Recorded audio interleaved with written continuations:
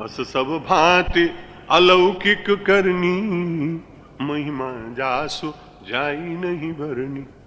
ये जो कुछ भी है सब अलौकिक है। लौकिक धरातल पर देखने का प्रयत्न करेंगे तर्कवादी, बुद्धिवादी, जड़वादी, तो उनको समझ में नहीं आएगा।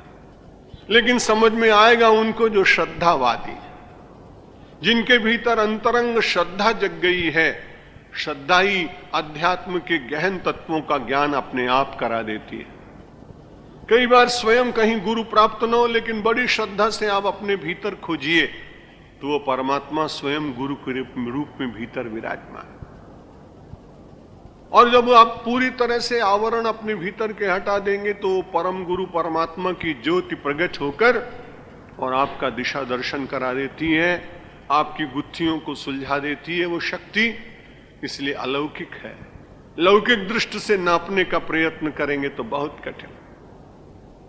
प्रज्ञा भारती ने अपनी एक छोटी सी कविता में एक पंक्ति कही थी, बड़ी अच्छी लगी थी, कि जब परमात्मा को नापने लगा कोई आदमी तो जितने पैमाने थे सब छोटे पड़ गए। दुनिया को नाप सकते हैं आप।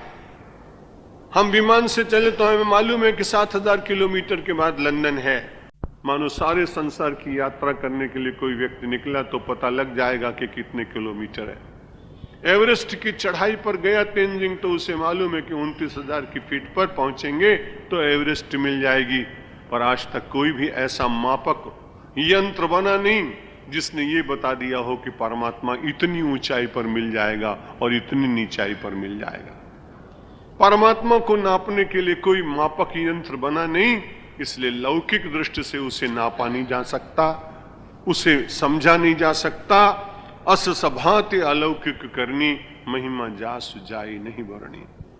माता कौशल्या और प्रार्थना करती चली जा रही, अप्राणो हेमना शुद्ध इत्यादि श्रुतिरब्रवीत समस्त सर्वेषु भूतेषु तिष्ठन्नपि न लक्ष्यसे। समस्त सर्वेषु भूतेषु, हिंदू संस्कृति की कितनी बड़ी विशेषता है।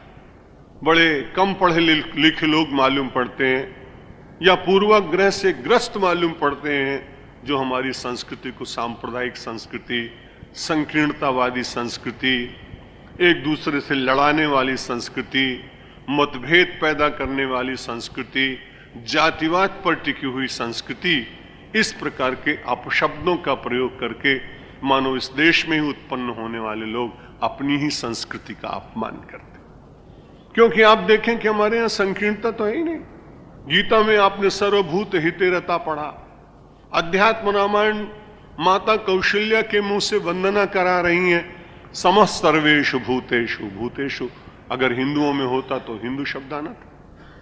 हिंदू का चिंतन इतना विशाल है कि वो अपना चिंतन करते करते विश्व के कल्याण को कभी ओझल करता नहीं। इसलिए परमात्मा को माता कुंती, माता कौशल्या कह रही हैं कि समस्त सर्वेषु भूतेषु, संसार के समस्त प्राणियों में समान रूप से आप विराजमान हैं। लेकिन एक बड़ी विचित्र बात है महाराज, तिष्ठन्नपि न लक्ष्यसे। सबके भीतर विराजमान है लेकिन आप दिखाई नहीं पड़ते। अगर दिखाई पड़ जाए तो बेचारी बताइए कि कोई आदमी किसी की हत्या करेगा? अगर उसको ये अनुभूति में आ जाए कि परमात्मा है तो परमात्मा को मारेगा क्या?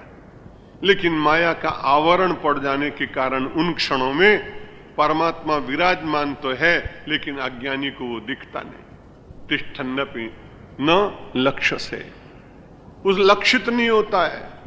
जैसे जैसे जैसे आध्यात्मिक दृष्टि प्रखर होती चली जाती है, चिंतन में सब जगह अपने ही आराध्य के दर्शन करने की एक वृत्ति मानव की बन जाती है। तो कोई अपमान कर गया तो ठीक, किसी ने सम्मान कर दिया तो ठीक, कुछ किसी ने अपने को प्रिय कह दिया तो ठीक, अप्रिय कहा तो ठीक।